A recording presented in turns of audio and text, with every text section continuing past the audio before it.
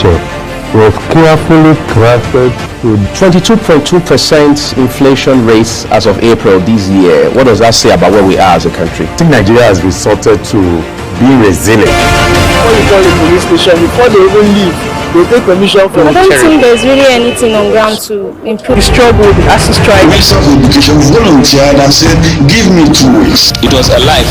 The president never gave me any deadline.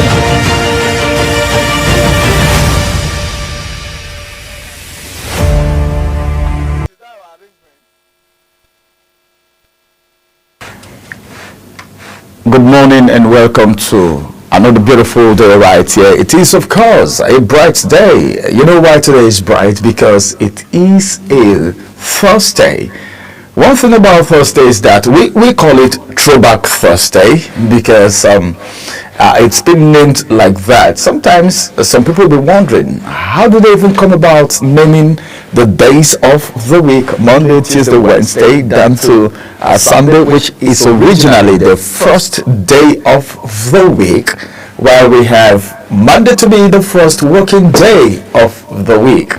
Well, it's so good to have you join us today on Global Morning. It is a very wonderful 6th day of February. Like a joke, February is 6 days.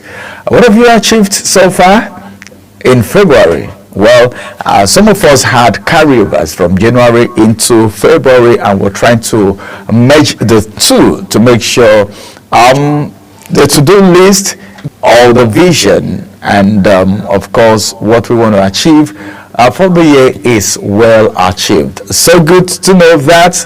And one wonderful thing is the fact that you're joining us on Global Morning today. On Global Morning, we have so much lined up for you. We help you set the pace for the day. We help you get your day started on a very beautiful note because you deserve to have a wonderful day. So once again, I feel like saying good morning over and over and over again. What's good about the morning? That's what some people will say. But the good thing about the morning is that you can hear my voice right now, and you can get to know right on this program what's happening in Nigeria, from the national dailies down to the conversation where we talk about topical issues affecting the nation, the people, democracy, current affairs, entertainment, name it. All right. What about the AM news, which is going to be coming at the top of the hour, 8 o'clock? You know, so much for you this morning. So all you have to do is, whatever you do as you're getting set to go to work, or probably you are in the office ready and you are watching Global Television, just be rest assured that today is a good day and we're going to be on the ride together. We're taking off right now, and as soon as it is 10 o'clock, we'll say bye-bye to you on Global Morning. My name is Ramsey Enoch, and of course, I will begin by saying this. The case between NNPCL and, of course, Dangote Refinery has been adjourned. And someone may be wondering, what's this case all about? Well, just keep tab on Global Television. From our news items and from the conversations, you get to know the real thing that is happening. I'm not trying to say, well, something is fishy. That's not what I'm trying to say. But I want to say, well, it is as if it's not exactly what Nigerians were thinking when they heard about the Dangote Refinery getting to work. It's not exactly what they are getting. But if you ask me, I will say, well, this is Nigeria and anything is possible. But all Nigerians are saying is that the price of these products should be affordable. Many thanks to Dangote Refineries, the reduction is happening across board. Diesel and, of course, the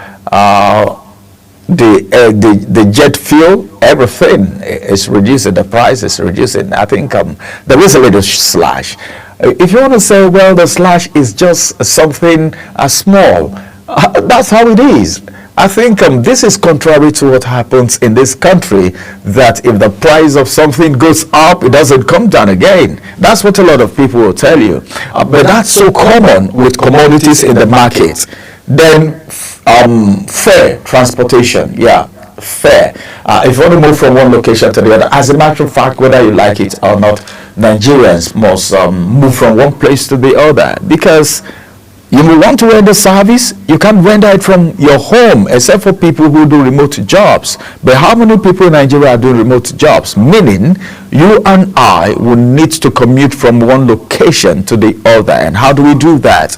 The commercial motorists will have to do that. How do you do that? You pay them. That's been done. They are rendering service and you exchange money for that service. Listen, let's talk about this now. The money is not available. The fuel is not available. If the money is available, I told someone, I said, no matter how expensive things are in the market, if the money is available and you have the money handy, who wouldn't want to live a good life? Everyone would want to live a good life. But then, what if the money is not in your hands? How would you live that life? But then, one thing is very important. In a challenging economy like this, so many things needs to come to your mind. And the number one thing that should come to your mind is wisdom. Not spending beyond what you have. Don't spend beyond your salary, so that when the salary comes, you pay off debt and you don't have anything left for you and your family. All right, in a challenging economy, wisdom is very, very important. But then, good news to the people of North Central. The President of the Federal Republic of Nigeria has signed the North Central Commission Bill into law, and that's so interesting. I was opportune to host not in this station, but then in my former place of work, I was able to host one of the pioneers, those pushing for this North Central Commission. All right, and he said so many things, and I was like, wow. Are you sure these are the things we're going to get, all right, if this commission comes to stay? He said, yes, of course. It's happening in other regions already. And of course, same thing can happen at the North Central. And some persons were so surprised when that of the West was actually signed. Now, that of the North Central has been signed. But let's see how all of that is going to go.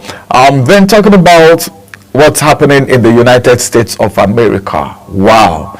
The emergence of Donald Trump is the beginning of wisdom for so many people. And as I speak with you, a lot of people are thinking of what to do, how to do it, and when to do it. But then I think it's very fast. I don't know, but then if you look at the number of people, migrants that have already been deported from the United States, just 2 weeks. All right, I think, yeah, approximately 2 weeks plus, all right, plus some days after the inauguration. You will be surprised. But then, the one that has gotten the camel's back is the issue of U.S. taking over Gaza. You know, that has been making a lot of story, a lot of reactions coming from everyone, people from different countries, different organizations, civil society organizations, world powers. Everyone is saying something about it. The Palestinians have said, well, I don't think we are ready for all this drama. But then, we're talking about the United States here, and we're talking about Donald Trump. Well, that's going to form part of our discussion today on Global Morning, and that's our second conversation, as we'll have our guest join us, and it's going to be very, very interesting. Then come to talk about it.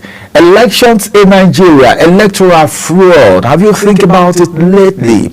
We heard so many things after the 2023 election. Not just the 2023 election, but almost all the elections we've heard in this country. After the election, you get to hear one or two complaints. At the end of the day, they get to court, and the court decides who become the winner of that election. And in other words, people will feel, hey, come on, we thought election is supposed to be done by the people, electing who you want into the office.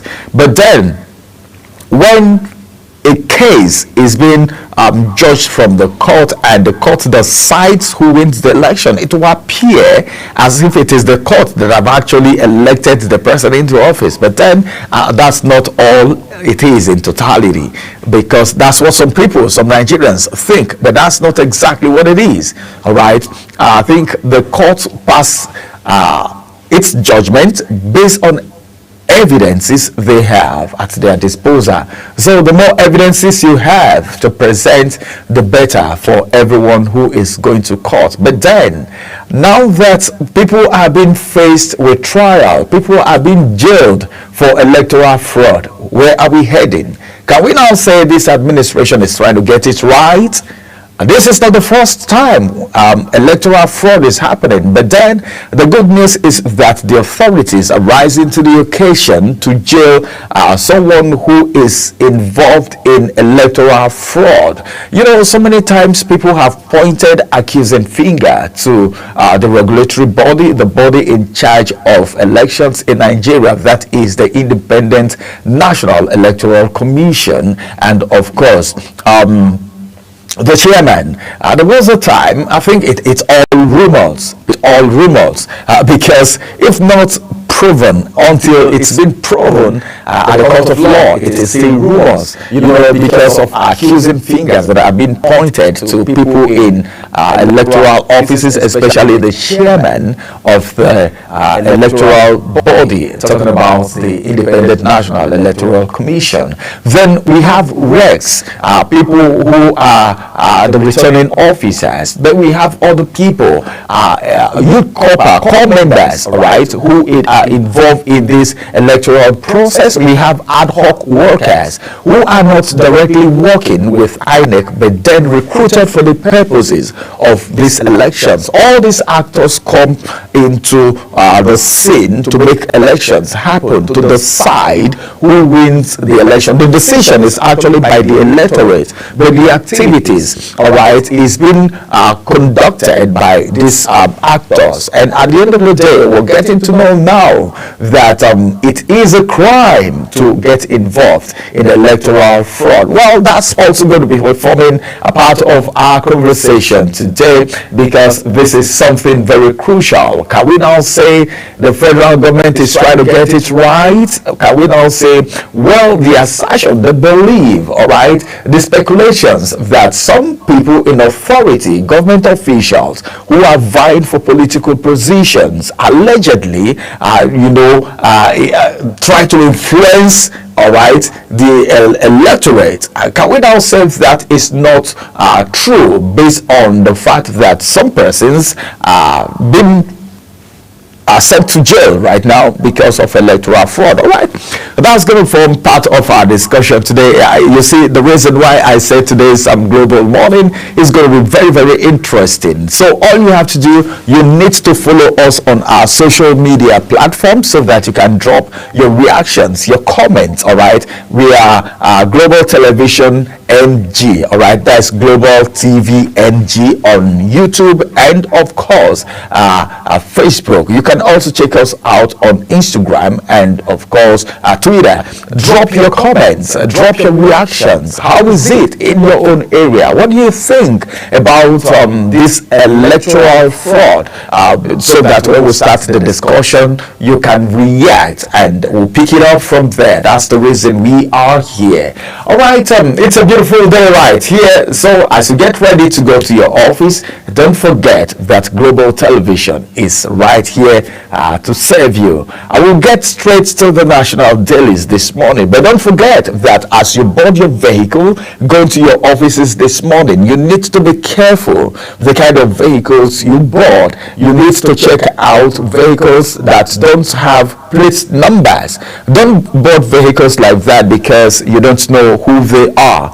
It's so good that the issue of insecurity at the FCT, the Minister of FCT is doing so much, because was it last week, some persons were actually apprehended. Some of these I call them unscrupulous elements. I call them disturbers of the peace of Nigerians and the disturbers of the peace of FCT residents. I think the Inspector General, the Minister of FCT, and all the security chiefs and the vigilantes. Yes, very good news. As soon as I mentioned vigilante, I just remember that. But then before I say what I want to say about the vigilantes, let me just let you know that there is no hiding place for criminals in FCT as far as the FCT minister is concerned. That is what he has said. But notwithstanding, we don't need to keep late nights, because sometimes you don't get to endanger your life in as much as you have the right to movement, but then your movement should be curtailed. All right, what do I want to say about vigilantes? The JTF conference, all right, was declared open by the president himself. That's as a matter of fact, it's a good one. But then let's see how all of this will go. What am I trying to say? The issue of insecurity in Nigeria is the assignment and the duty of every Nigerian. If you get to know that someone is constituting nuisance in your location as it has to do with insecurity, report to the authorities, report to the vigilantes, the people that you know. Then they can take it up from there to the police, to the army, and of course it will be escalated, and people like that will be arrested for questioning and of course investigations. All right, let's go on a quick break. We need to go into the newspaper review for this beautiful Thursday morning. What are the papers saying? Very interesting headlines that we will be looking at after this break. Do stay with us.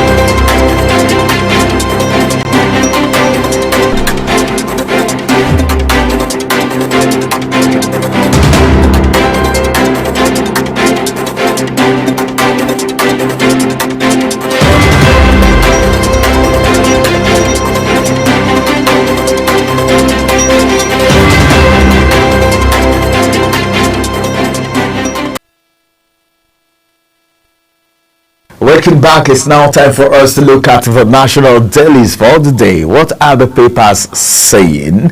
And of course, the stories making rounds today, you have the right to know. You deserve to know it. And that's the reason we're bringing you to speed with the headlines for the day. Of course, it is the 6th day of February 2025. And I am beginning with the Guardian newspaper this morning. The Guardian newspaper have this story, and that's the big story, the star story on the Guardian newspaper. Poor funding, capacity hobble, Ometekun's mandate in Southwest. I take that again. The kicker says 5 years on. Poor funding, capacity hobble, Ometekun's mandate in Southwest. Details you can get on page 6. This is 5 years now that the Ometekun group emerges, and of course what's the problem? Poor funding. That's one of the things. It's major funding. It's a major challenge to a lot of things in Nigeria, even in security. I know a lot has been voted for security in Nigeria, but then except the ones recognized by the federal government, I think all of that money will need to go to the governors, who are the number one chief security of the states. Then you get to the service chiefs. But that all from the likes of Ometekun and the likes, I don't know where their fundings come from, whether from the state government or from the communities. All right, well, that's that for Ometekun 5 years on. Poor funding, capacity hobble, Ometekun's mandate in Southwest. Details on page 6. More headlines are still coming from the Guardian newspaper this morning. Tinubu okays 65 years retirement age for health workers. terrible case, 65 years retirement age for health workers. That's so good. But then, health workers, there's something very unique about these health workers. Some of them retire and they are never tired, because we're talking about skills and experience here. I've seen where chief nurses retire, medical doctors retire, and they still go to open a hospital where they still take care of people. The number they can manage, the ailments they can manage, the health challenges they can manage. That's what it is. So increasing their retirement age to 65 years, I think it's a welcome development, because I think part of this is even because we have few doctors in the country right now because of the Jackman syndrome. A lot of people are leaving the country, so it will be good to increase the retirement age of the ones that we have back home.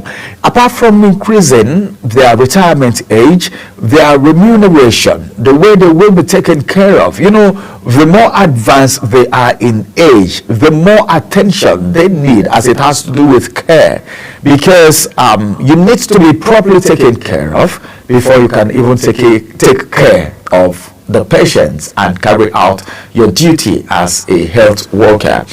For me, it is a nice and welcome development. More headlines are still coming this morning from the Guardian newspaper, where we have this headline, and it says federal government eyes desertification, infrastructure, security in 4.53 trillion naira review of 2025 budget. I take that again. Federal government eyes diversification, infrastructure, security in 4.53 trillion naira review of 2025 budget.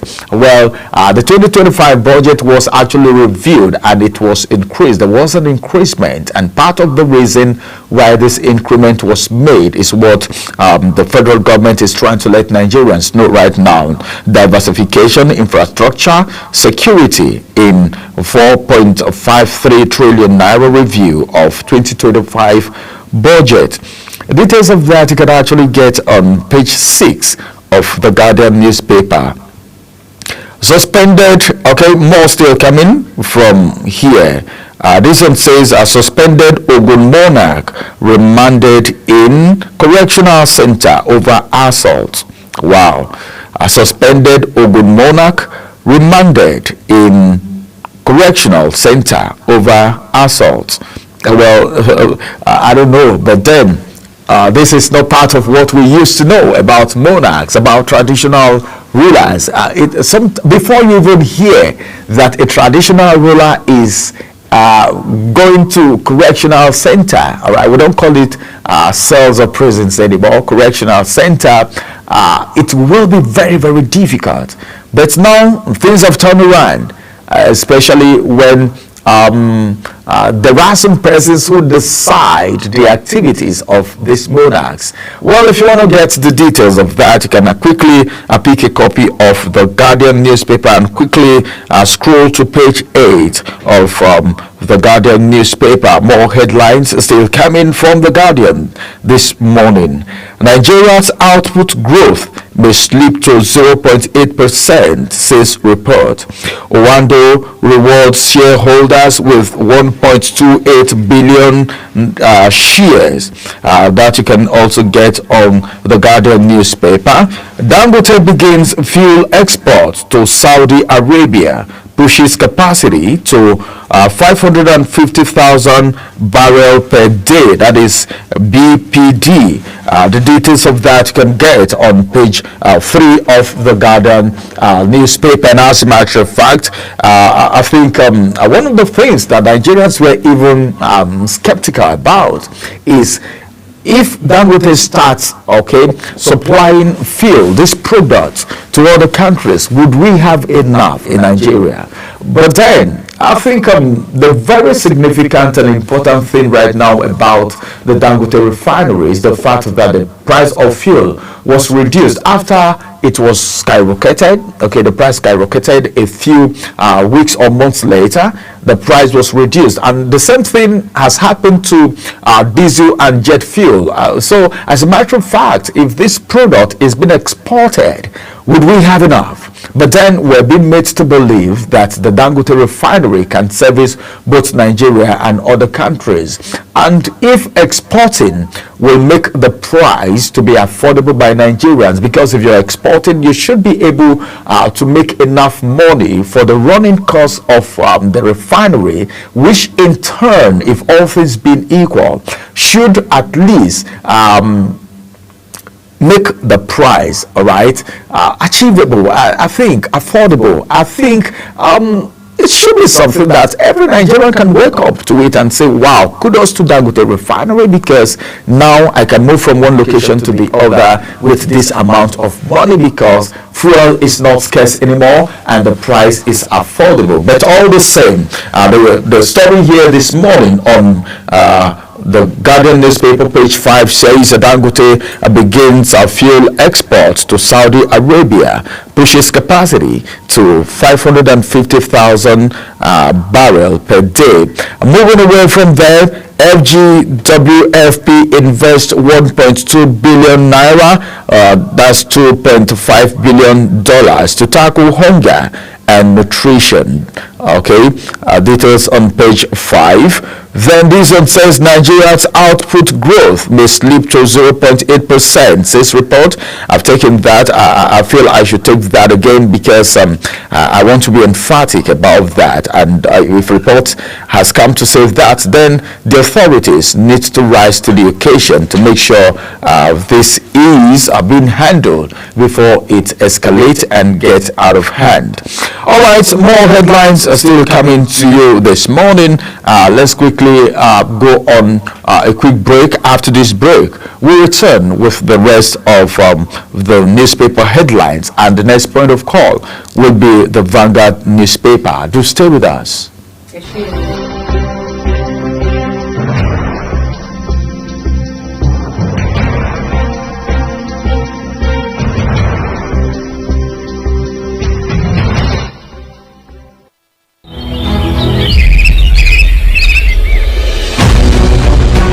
Global Morning is your top morning show here on Global Television. We bring you fresh news updates daily while delving into a variety of current affairs and topics. And at the same time, keeping you well informed about important events, both national and international. Global Morning serves as a valuable source of information, helping viewers like you start your day well informed. Stay connected from Mondays to Sundays to a wide range of the latest news making rounds on Global Morning. We're on the road to protest. The president meets all of our demands.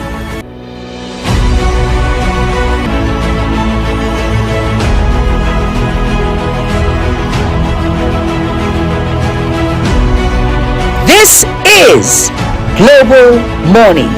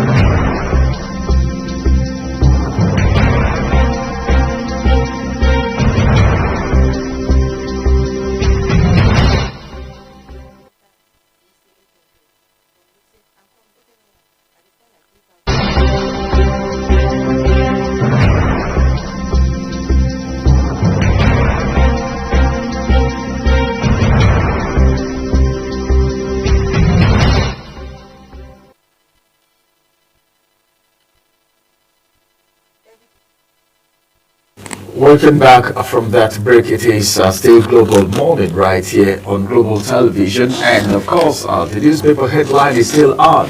We just left the Guardian newspaper with so many interesting stories, you know.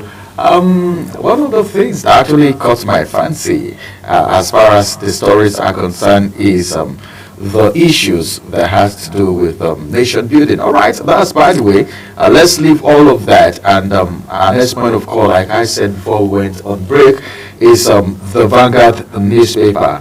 But then, before we get to the Vanguard newspaper this morning, let's quickly begin with the major story. I love starting with the Star Stories, which says experts warn of danger as Tinubu jacks up 2025 budget to 54.2 trillion naira. Some persons will be wondering why they're jacking up of the budget. Let's just go through some of the riders to the story, and we may understand one or two things why there was that jack up. As National Assembly promises to pass budget before end of February, this rider says it is in a conflict with CBN policy. That is coming from HICAP. HICAP boss, this one says it will increase size of deficit. Adeosun, ex-CIS president, is the one saying that. Then this rider says why 2025 budget was increased to 54.2 trillion naira. Budget minister is the one saying that. So if you really want to know why, pick a copy of the Vanguard newspaper and you get to know the reason why. Let's get both the nameplate this morning, because I have a couple of stories right there. Lagos Assembly crisis. Miranda survives as Tinubu fails to meet GAC team. Details on page 21. This one says that some estranged ECOWAS members may opt to return presidency. Some estranged ECOWAS members may opt to return. Well, I'm still trying to come to terms with this. Are they talking about Niger, Chad, and Burkina Faso? Because how many estranged members do we have apart from these ones that's left? You know, as it is, they're returning. Could it be because ECOWAS have decided that they won't be stripped of some of the benefits they enjoy being members of ECOWAS? Is that what has touched their heart? Well, this is all in the papers and it's coming from the presidency. But then let's see how all of that is going to go. As a matter of fact, estranged, that word, you know what it means. Estranged, no longer a part of. No longer a part of, but then they want to return back. And when you're talking about membership of ECOWAS, you're referring to country members. ECOWAS is economic community of West African states, meaning some of the West African states that left may want to come back. But the recent ones that we know is that of Burkina Faso. Then you talk about Chad, and you talk about our neighbor here, Niger Republic. But then, how would it look like if they return? Although ECOWAS have said, you're leaving, but then we're not stripping you of, we won't strip you of the benefits you enjoy when you were still a member. That's what a father does. Could it be that that has touched their heart and say, oh wow, these people really love us, we need to return back? I think we can call them the prodigal states. These ones in our countries. The prodigal states or prodigal members. All right. As a matter of fact, this one says electoral fraud. Court sentence Varsity Don, Professor Udak, to 3 years in jail. Details on page 7. That's going to be our discussion. One of our conversations today, talking about electoral fraud. Okay, we'll talk about that. Just follow the conversation. Just stay very close to your television. If you're watching online, stay very close to your handheld. We will discuss that today. What's happening Are we now saying there is some form of sanitization coming into the electoral process? Democracy is trying to sit well in Nigeria or something? Don't worry, that conversation will be coming very soon. Then this one says, as a matter of fact, petrol export depot price dropped by 2.7% to 895 naira per liter. Details on page 19. I think that is a good news. Petrol, that's the kicker. Ex-depot price drops by 2.7% to 895 per liter. That's the good news. PDP crisis, that's kicker. BOT orders NWC to swear in Ude Okoye as National Secretary. Well, the fight in the People's Democratic Party. Sometimes you see these things happening, and I would tell myself, this is time to look away, because this looks like a distraction for me, all right? But then, what's happening? Who's responsible for all of this? How many secretaries do we need to have in a political party? This is internal wrangling. This is something happening. It's not that another party is fighting the People's Democratic Party, but people who say they are card-carrying members of a particular political party trying to dent what the party stands for because of disagreement, because of personal interest. But then, let's see what will happen, because as a matter of fact, this story is so clear. When we talk about BOT, you know that we're talking about the Board of Trustees, and they have ordered the NWC, which is the National Working Committee, to swear in Ude Okoye as National Secretary. I don't think anything can stop this anymore. More still coming from the Vanguard newspaper this morning on page 9. How government officials paid for one hospital project 5 times. ICPC chairman is the one saying that. I take that again. How government officials paid for one hospital project 5 times. They will tell you they are sick 5 times. Just one project, you pay 5 times. I think ICPC, the anti-graft agencies, EFCC, need to swing into action. One of the things that this administration has been known for is the fact that it is not like people used to think. So Nigerians used to think in the time past that there is some form of witch hunting in this pursuit to get things right as far as the anti-graft agencies are concerned. But then these are evidences. Whatever they do in this administration is very plain, meaning EFCC, ICPC and the rest are doing their jobs thoroughly, and that's good enough. Okay, but then if all of this is happening, then something needs to be done. If the ICPC chairman is coming out to say this, then something needs to be done about it. Let me take the last story right now. The last story is from the world of sport. 2026 FIFA World Cup. Super Eagles receive Okoye boost ahead of Rwanda Zimbabwe ties. Okoye has not been in the scene for a very long time, and I think it's good that he's returning. But then let's see what happens at the end of the day. What Nigerians are saying is qualify for this World Cup. Chile, what we need you to do, Eric Chile, what we need you to do is qualify the Super Eagles for the World Cup. And you have said it yourself. So Nigerians are waiting for what will happen at the end of the day. Let's get to the next paper.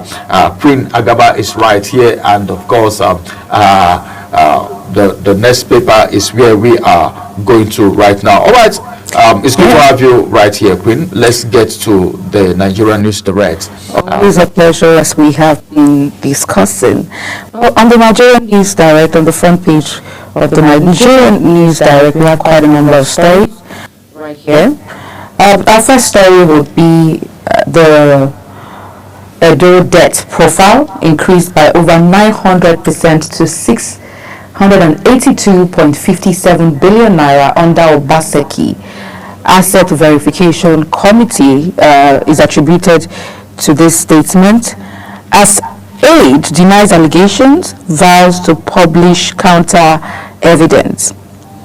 We also have above the nameplate here. Fidelity Bank unveils SME Hub to boost small businesses, creative entrepreneurs. Additional water works set for completion in 12 months, according to Sanwo-Olu. Leadership tussle. Anyanwu kicks as PDP but backs governors, declares Ude Okoye as National Secretary.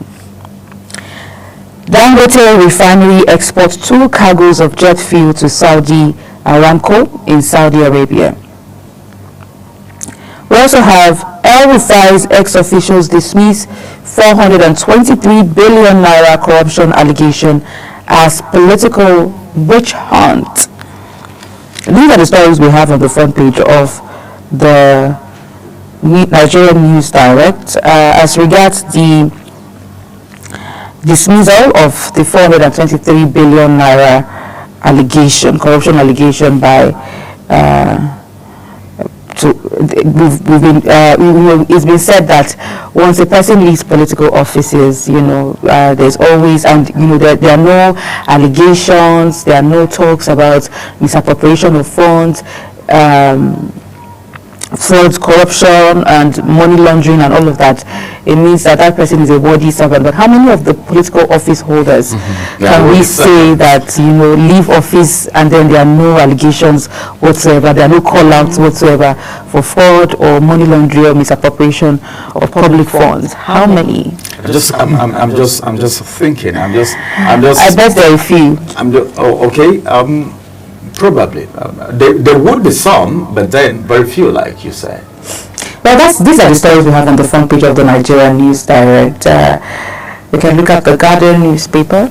Yeah, the Guardian. The Guardian has been taken already. Let's get to the Nation's newspaper. The Nation's newspaper this morning have some very major headlines, and I'm beginning from the one above the nameplate. This one says, Tinubu to hold talks with French leader Macron in Paris. Details on page 5. Senate okays sack of Abia Adamawa Sokoto Rex. That's still more sanitization in the electoral system because Rex been sacked, state Rex been sacked. If you want to know why all of this is happening, pick a copy of the Nation's newspaper and go straight to page 6. Oando distribute 1.28 billion shares to shareholders. Another one says a custom ministry meet over 4% levy on imported cargoes. Now to the star story on the Nation's newspaper. Bagudu, why Tinubu raised budget 2025 by 4.52 trillion naira. Why Tinubu raised budget 2025 by 4.52 trillion naira. That's coming from Bagudu. And one rider to that story, 2 riders. This one says 1 trillion naira for solid minerals sector. This one says, another rider says, Bank of Agric gets 1.5 trillion naira for recapitalization in additional estimates. That's part of the reason why the budget was increased. It was raised, rather. And then this one says, Anyanwu Ude Okoye field splits PDP. Anyanwu Ude Okoye field splits PDP. As a matter of fact, the BOT, that's the Board of Trustee, relocate from Wadata House, insist on March 13 NEC meeting. Wow. BOT relocates from Wadata House. Okay. Insist on March 13 NEC meeting. That's to tell you of how serious it is. Moving from Wadata House, that's where the PDP national office is. Those of you that have been to Wadata House, when PDP is having meeting, it's a whole lot right there because it's at the city center, a commercial area. But now moving from there, is it that they are moving from there completely or because of this meeting or because of this feud? But then how on earth can just one position, how do they even emerge in the first place? It's all about the factions that we have in these parties. The internal crisis has eaten too deeply, all right? It has eaten so deeply into the fabrics of the People's Democratic Party. Now, it's not the G5 governors, but then even governors even have one of the candidates that they were siding. And the last time I checked, the Minister of FCT and some persons have said, well, it doesn't matter whether the governor is siding anyone, all right? And this is where the controversies are coming from, because there is no unity among people who are in this party. Some persons may be tempted to say, well, it's like there is an undertone. There is someone or some people trying to frustrate the People's Democratic Party so that they will not be viable enough to withstand 2027. It's possible, because a house divided against itself can never stand. Well, let's see what will happen at the end of the day. And right now, I have this one which says, INEC tenders Edo poll result before tribunal. The last one says, Abure accuses NLC of destabilizing Labour Party. Abure, all right, accuses NLC of destabilizing Labour Party. That's the fight. The fight is not just in People's Democratic Party. Someone even said, even, of course, the APC, the Labour Party, they all have their own rancors. They all have their own problems. But as a matter of fact, the one that is so obvious and everyone is talking about is that of the People's Democratic Party. All right, let's get to the next paper, which is the Daily Times, right? Okay, on the front page of the Daily Times newspaper for you this morning, still quite a number of stories right here. But let's first of all take a look at our first story on the Daily Times. It says, it happens to be the big story as well, Petron backs FG's ban on crude exportation, says will reduce price of petroleum products. And above the main plate we have Election Tribunal, INEC tenders 3 documents in defense of Governor Okpebholo. Speaker Abbas inaugurates committee on SEDC. And then we have a picture of President Bola Ahmed Tinubu there, and also we have the Minister of Budget and Economic Planning, Atiku Bagudu. We also have the Minister of Finance, Wale Edu, National Secretary Advisor. We have Nuhu Ribadu, Chief of Staff to the President, and then we have Femi Gbajabiamila right there in front of that paper. Another notable government officials. Then we have reps lament telecoms violation of data protection laws. PDP crisis. Ude Okoye gets but not to remain as secretary.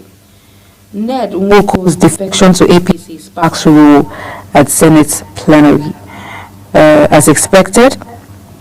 And then I just want to comment on the lamentation of the reps, the House of Representatives, as the telecoms violation of data protection laws. I really want to look into that paper, the details of this headline right here in the paper about that. You know, there's been a whole lot as regards telecom operators lately, the increase, the tariff, and Nigerians, the NLC in particular, threatening to go on strike before they call for negotiations, and all of that. And then we've had in the course of the week program as well, we've had analysts who have in-house guests come out to talk about telecom. Some of the questions raised was, has Nigeria, the system, the business environment being fair to telecom operators? There are issues raised about, in terms of how telcos, just do what it is that they do. Violations, whether you're talking about tariff, they just decide that the tariff is going to be 100% before negotiations, came came at it to 50%. But the question now is, has the business environment in Nigeria been fair to telecom operators in terms of, over time we've heard about their masts being vandalized, insecurity, just a few challenges that have, triggered, these questions. And truly, if you weigh both options, you discover that to an extent, it's true that the Nigerian environment, the business environment here may not have been fair to telecoms operators. Not just telecom operators. Most businesses in Nigeria don't thrive because of the environment. There's no power supply, then taxation and so many other things, so a lot's happening. But then I think whatever they want to do, they should keep it at the barest minimum. It should be affordable, because if you're in business and your services is not affordable by the people, you still lose. Okay, it's still going to be a loss for you. So just make it affordable. The profit shouldn't be in excess, so that Nigerians can afford it. Okay, so that's what it means. Apart from just telcos, other businesses are facing so many other challenges too, because of the environmental condition and the challenging Absolutely. Economy. Well, that's how much we can take on the discussion, the front page review this morning. We'll take a quick break, after which we'll bring you the global AM news and our conversations continue. Please stay with us, don't go anywhere.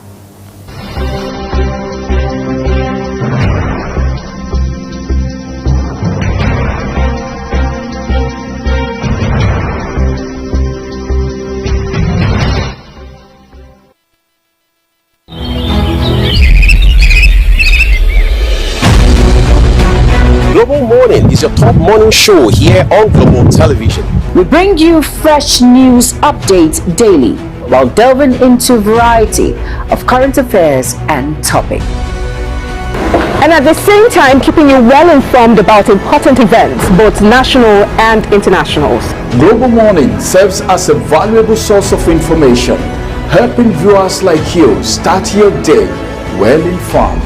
Stay connected from Mondays to Sundays to a wide range of the latest news making rounds on Global Morning. We're on the road to protest. The president meets all of our demands.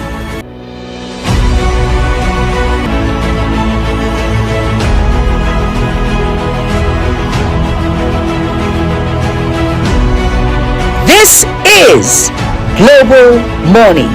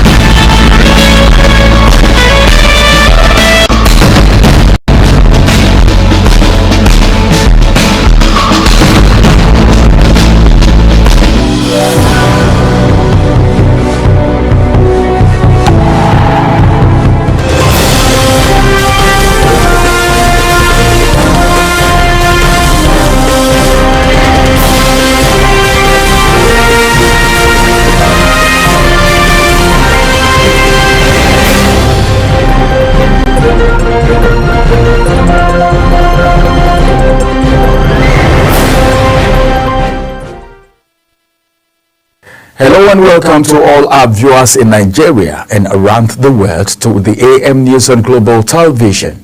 Coming to you live from the nation's capital, Abuja. I am Ramsey Enoch. A quick reminder that Global Television is on DSTV channel 365 and free to air on Nincomsat. President Bola Tinubu has raised the process and proposed 2025 budget from 49.7 trillion naira to 54.2 trillion naira, citing additional revenues generated by key government agencies. The president conveyed the budget adjustment in separate letters sent to both the Senate and the House of Representatives, which were read during Wednesday's plenary by the Senate President, Godswill Akpabio. Tinubu said the increase was driven by 1.4 trillion naira in additional revenue from the Federal Inland Revenue Service, 1.2 trillion naira from the Nigerian Customs Service, and 1.8 trillion naira generated by other government-owned agencies. President Bola Tinubu has approved an increase in the retirement age for doctors and other healthcare workers from 60 to 65 years. National Publicity Secretary, Nigerian Medical Association, Dr. Mani Bature, made the disclosure in a statement noting that the Coordinating Minister of Health and Social Welfare, Professor Muhammad Pate, has been directed to formally present the approval to the Council in establishment of the process through the Office of the Head of Service for finalization. He noted that Pate conveyed the policy shift during a high-level meeting with the association's president, Professor Bala Audu, and key stakeholders in the health sector. As controversies trail the purported electricity tariff hike by the federal government, the Nigerian Electricity Regulatory Commission, that is NEC, has issued regulations on the procedure for tariff reviews. The latest order signed by the Commissioner's chairman, Sanusi Garba, stated that pursuant to the provision of the Electricity Act 2023, the regulator is obligated to review and approve a fair tariff to allow licenses to recover prudent costs and reasonable return on capital invested in the business for the provision of electricity services. The Commission also said the multiple-year tariff order methodology provides for a major review of electricity tariff every 5 years, during which all tariff assumptions are reviewed to ensure the industry's viability and efficiency.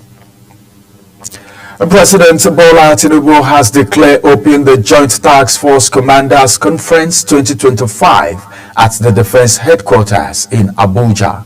The president was represented by the Minister of Defense, Muhammadu Badaru, at the conference, regarded as an avenue to review the military's Joint Task Force last year, consolidate on previous successes and strategies for this year's joint operations.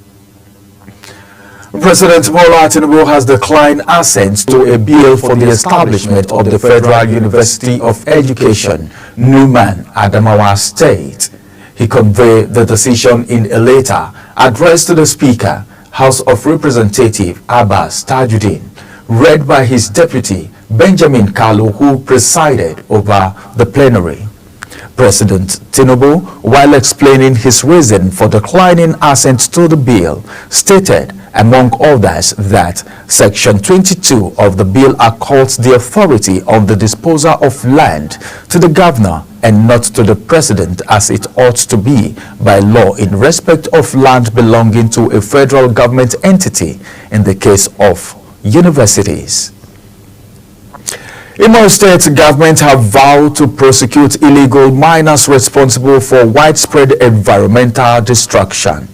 Commissioner for Industry, Mines and Solid Minerals, Ernest Ibejiako, made the declaration during an scheduled inspection of the affected sites in Irete, Owerri West local government area of the state.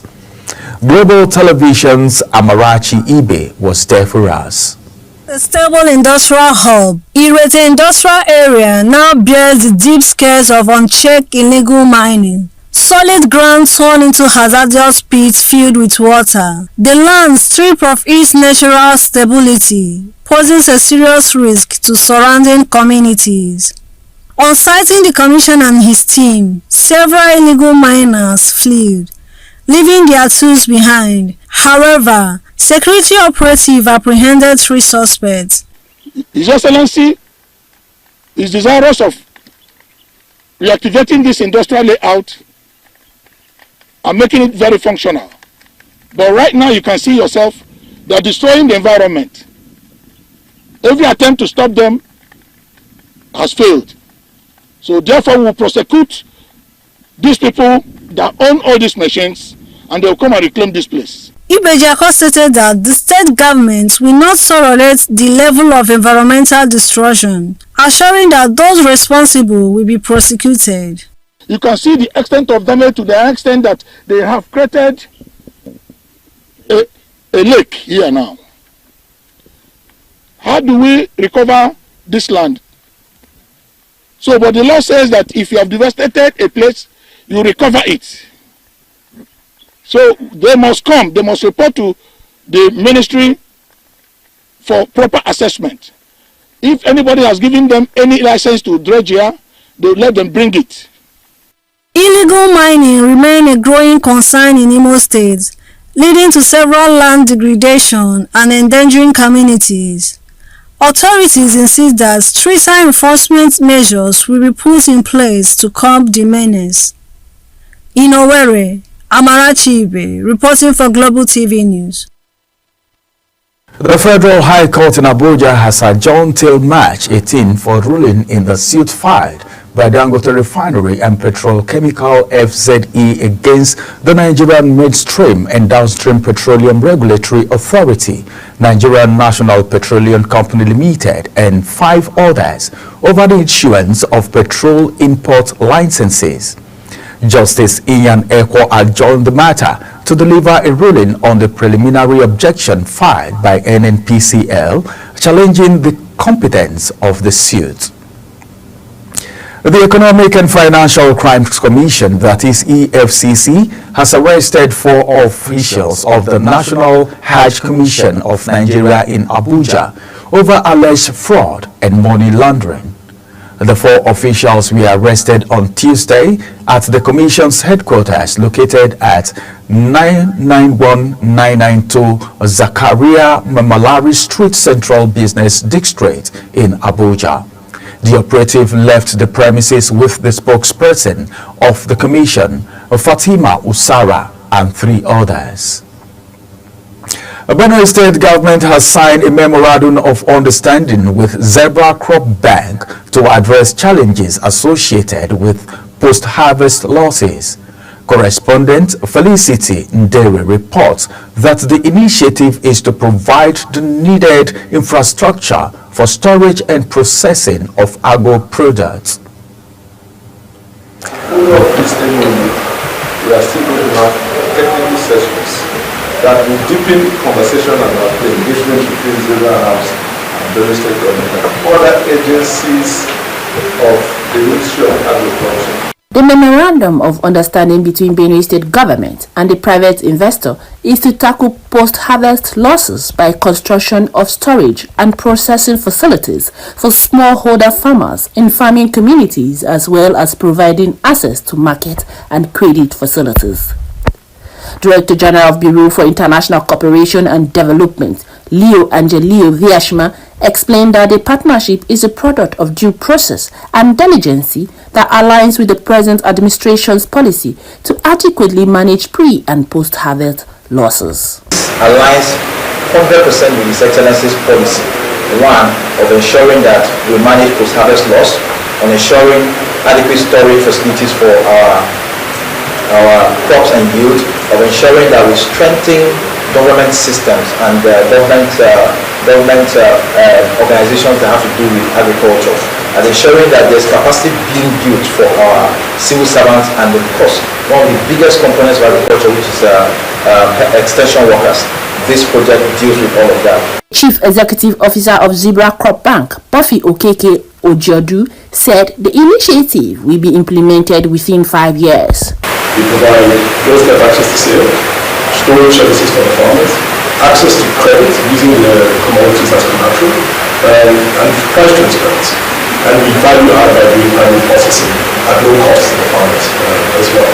The Memorandum of Understanding, according to the bank's Chief Executive Officer, is expected to cost over $15 million. In Makurdi, Felicity Ndere, reporting for Global TV. Governor Francis Nwefuru of Ebonyi has urged the people of Amagu village, Nkalaha Ishelu local government area of the state to remain calm after a suspected gunman's attack. Nwefuru made the plea in a statement by his chief press secretary, Monde Uzo, in Abakaliki. The governor, while condemning the attack, described it as a flagrant disregard to the sanctity of human life. It was reported that the attack led to the death of 10 persons and destruction of houses and other properties worth millions of naira. You are watching the live broadcast of AM News on Global Television, coming to you from the nation's capital, Abuja. When AM News returns, a cash output seen rising on favorable weather. We shall bring you those details as well as that of the foreign and sports story right after this break. Please stay with us.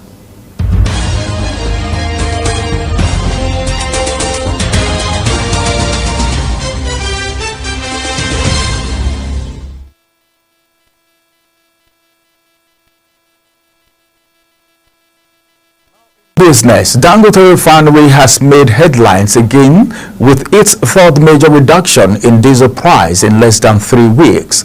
The company has slashed the price of diesel to 940 naira per litre and aviation fuel to 980 per litre. Our news crew went to town to get reactions of Nigerians to this development. Dangote Petroleum has made headlines again with its third major reduction in diesel price in less than 3 weeks. The company has slashed the price of diesel to 940 naira per litre and aviation fuel to 980 naira per litre. It is on this premise that we took to the streets to gather reactions from Nigerians on this latest development. God have blessed us, but what are we getting from it? The government, are they helping? Let's say they are helping, but we're supposed to have the refinery from our own government so that the government owned people will say, even the time will come that people will say, okay, Dangote zone is expensive. Let me buy a $10 only for $10 house. Adeleke house, Adeleke own is more cheaper. Even his own is not even burning faster. His own is better. When we have so many PMS in the society, everybody will decide on which one to go for. And honestly, I wouldn't know whether they have affected it from for their meter. These so-called retailers. But it's a good development. Yeah, as at yesterday, the day before yesterday, the one I bought 990 something naira, the price was a little bit down, so it's a bit economical to me. But hopefully, we are still looking at the government. If they can still come back to the price of 600 naira, that will sound better for us. In terms of, we want the thing to affect our food, like food price. I want the food price to be reduced so that we can always normalize in this country. It's when I see it, the reality, then I really believe. And if actually it's true, definitely it's going to be there will be a serious relief to the common man. Nigerians need this. You know, fuel increase, everything about fuel affects the economy very well. Anytime there is a fuel hike, it affects transportation. It also affects the cost of living. A Chinese company, Jilin Glitton Mining Company, says it has concluded plans to invest over $200 million in the establishment of a lithium processing factory in Endo Community, Nasarawa local government area of Nasarawa State. Managing director of the company, Zion Chin disclosed this to Governor Abdullahi Sule during a visit to the factory site in the local government. Jin assured the government of the company's commitment to building one of the largest lithium mining companies in the state. The federal government has disclosed that motorists plying the Abuja-Kefi-Akwanga-Makurdi highway will now pay tolls ranging from 500 for saloon cars to 1,600 for multi-axle vehicles. The Minister of Works, Senator David Umahi, said this during the official inauguration of the new tolling regime at Garaku Toll Station, Nasarawa State, that funds generated from the venture would be used for the maintenance of federal roads nationwide. The China Exim Bank has provided a $460.8 million loan used to fund the 227.2-kilometer road project. Nigeria's cashew output for the 2024-25 season is expected to rise by at least 5% on favorable weather conditions, the National Cashew Association of Nigeria has said. Farmers link the increase in production to quality fruiting of cashew trees observed across major producing states in the country. A president of the National Cashew Association of Nigeria, Ojo Ajanaku, says the weather condition has been favorable owing to the mild Harmattan that will help to reduce the level of heat during storage. And now on the foreign scene, a senior White House official has told newsmen that since President Donald Trump took over office, nearly 6,000 illegal migrants have been deported. This average about 370 to 400 deportations per day. On Monday alone, U.S. Immigration and Custom Enforcement deported 512 individuals and arrested 715 people with outstanding immigration violations. Of those arrested, 73% had criminal convictions or pending charges, including serious offenses like homicide, sexual crime, and drug trafficking. South Africa's President Cyril Ramaphosa had moved to defuse a row with the new U.S. administration over a new land law by speaking to Elon Musk. Musk is a close advisor to U.S. President Donald Trump, who on Sunday threatened to call all future funding to South Africa over allegation that it was confiscating land and treating certain classes of people very badly. The South African-born tech billionaire joined in the criticism, asking on X why Ramaphosa had what he called openly racist ownership laws. Belgian police are looking for armed men after a shooting was reported outside a metro station in the center of Brussels. CCTV footage broadcast by local media shows at least 2 men wearing balaclavas and carrying weapons at the entrance of Clemenceau station in the Belgian capital early on Wednesday. Video from the scene shows an exchange of fire at about 6:15 local time. And now in sports, Kwara State Governor Abdul Rahman Abdul Razak has officially handed over Kampe Games Reserve National Park to the federal government. The governor did the handover at the inauguration of a steering committee for the transfer of the reserve located in Patigi local government area of the state. Its handover followed the presidential declaration of November 2020 and the subsequent passage by the National Assembly.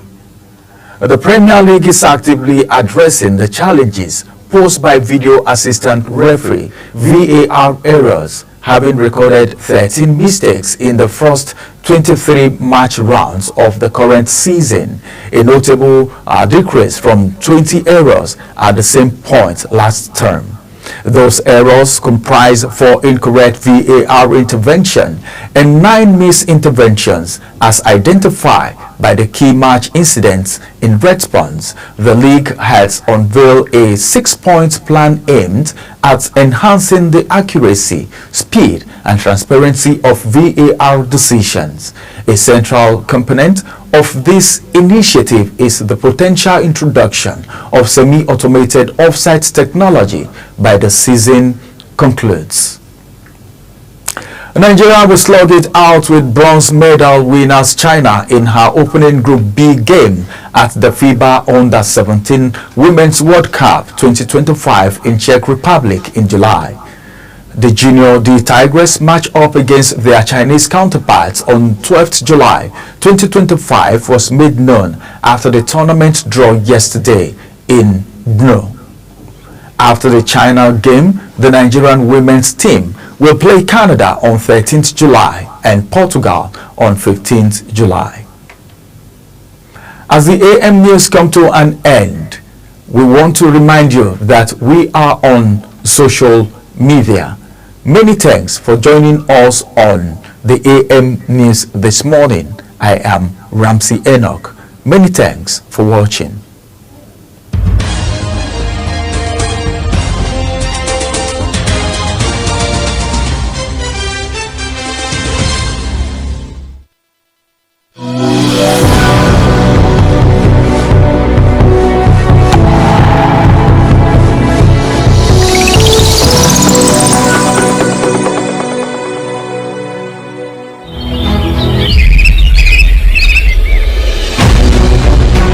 Global Morning is your top morning show here on Global Television.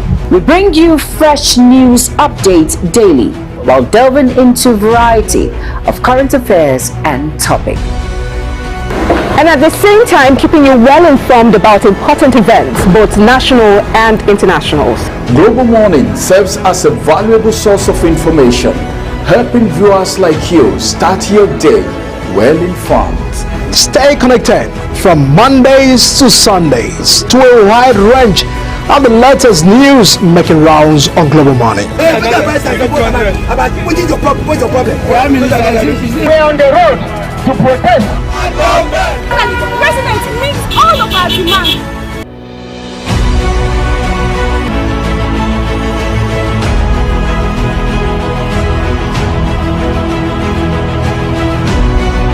This is Global Morning.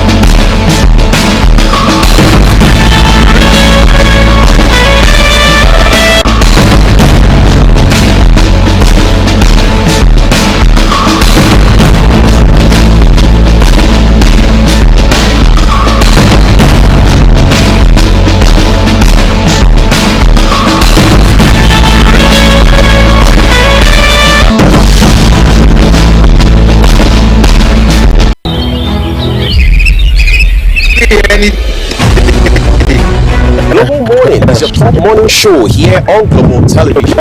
We bring you fresh news updates daily while delving into a variety of current affairs and topics. And at the same time, keeping you well informed about important events, both national and internationals.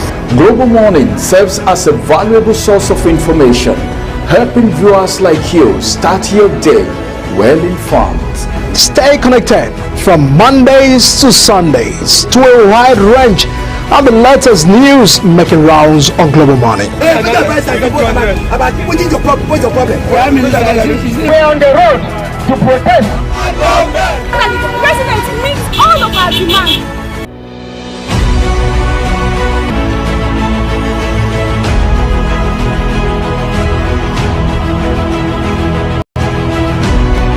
This is Global Morning.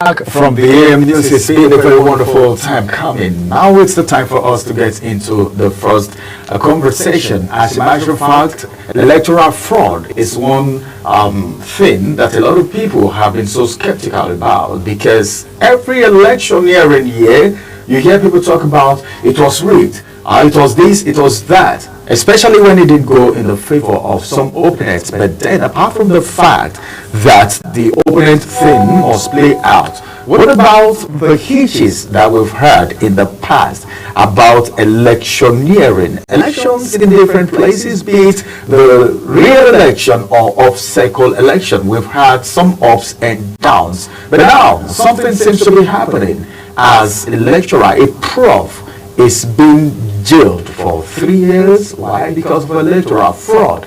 Can we now at this point say, well, sanity is kind of returning and probably we're trying to get democracy right, since this is going to serve maybe as a deterrent to other people? Then some questions maybe come into mind. Is this the only person that has been involved in electoral fraud? All these questions in the mind, in the heart of Nigerians. And we have our guest joining us all the way from London this morning. He's a legal practitioner and a public affairs analyst, Barrister Victor Giwa. It's good to have you join us on the program this morning. Good morning, Nigerians. Good morning. Yes, looking at the situation, and Brian, what do you think about this movement? The jail term given to this professor of UNI-UYO, what do you think about it? It's all about electoral fraud. So how did you feel hearing about this news? Well, thank you very much. It was a good one. At least, like they say every journey begins with a step. I belong to the civil society organization with INEC. As a matter of fact, we had a meeting with INEC on Tuesday, that is a day before yesterday, and one of the issues that was raised is the issue of penalizing election offenders. Of course, this case has been going on for over 3-4 years. We just saw the passing of judgment just a day before yesterday. So, first, and the conclusion of the case by a court, and in this case, a professor, a returning officer, has been convicted for electoral fraud. It is a good way to begin. We commend INEC for the diligence in prosecuting the case. We commend INEC for standing strong on that. We commend even the Registrar Electoral Commissioner, Mike Guinea, who was in the middle, who was the person that was Akwa Ibom, as at that time. It's a good one, and we want to commend INEC for that beginning. It's a step for that step. Although others of Adamawa, but we are just starting. INEC is just starting. There are a lot of other election offenders that are walking on the street, that are even in power. They don't have immunities. When I mean they are in power, people, they are in the National Assembly, they are in the State House of Assembly, they are in local government, they are in the local government, they are in chairmanship position of the local government in various states. People who employ thugs, people who aid the printing of ballot paper, people who aided snatch tricks, those people should be offended. What happened in the case with the people in Kogi State, with those who were seen with already filled result sheet in Kogi State? What have been done to those persons? We want to see more of this prosecution. We want to see more of this diligent prosecution. We don't want to see scapegoatism. We don't want to just see scapegoatism. We want to see prosecution, that people who defraud the system, people who bypass the system, people who sabotage the system should be prosecuted. This is a returning officer. What about politicians who sponsored, politicians who abetted, politicians who aided this act of electoral fraud? Where are they in this INEC to look at? Very much to look at this now as it is. Some persons are saying, some Nigerians may be thinking that it's just been unfortunate for the prof. Probably he doesn't have anyone to stand for him. Like you rightly mentioned, there are politicians who in time past accusing fingers have been pointed at, but then nothing happened. Why is this prof being singled out? Can you say, well, the judicial system is not being fair, or you want to say the people who filed the case in the first place is not being fair, especially the Independent National Electoral Commission? No. I must tell you, it started with Mr. Mike Guinea, my friend, Mike Guinea, when he was the rec in Akwa Ibom State. He was the person who identified this crime, reported if I'm not mistaken, reported it to the relevant authority and sought for the approval of the chairman for the prosecution of this professor. He had a serious running battle with the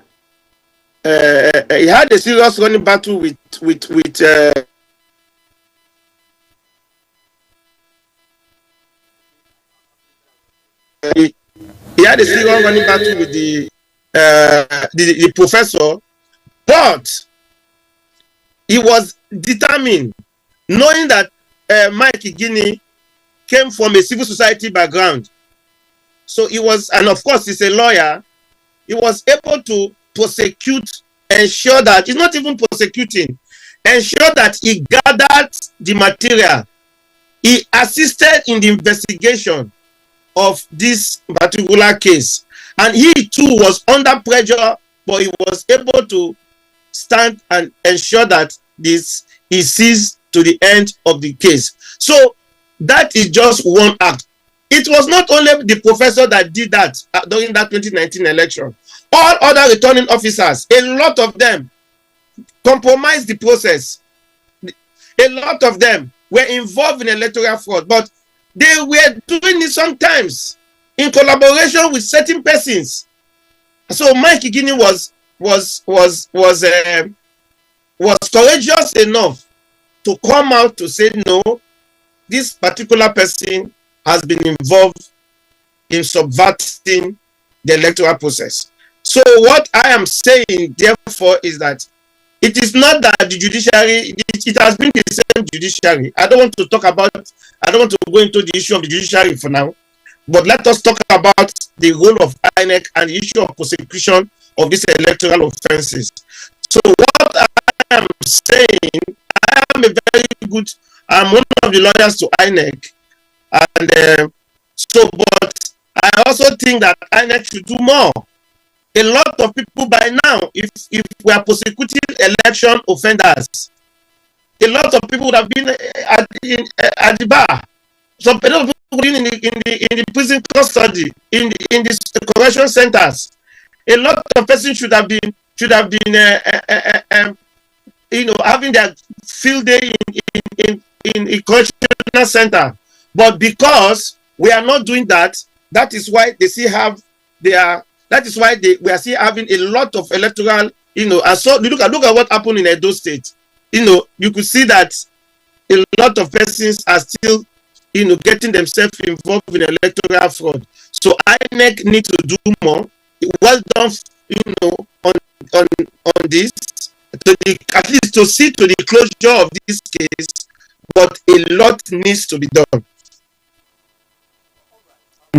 Now we're looking at this issue. Who is Igini? You've been mentioning his name. He was the one that actually figured out the professor who is in jail right now. What's his role? The reason why I'm asking is this: do we have people, all right, assigned by INEC to fish out offenders like this that should be prosecuted, or because as it is?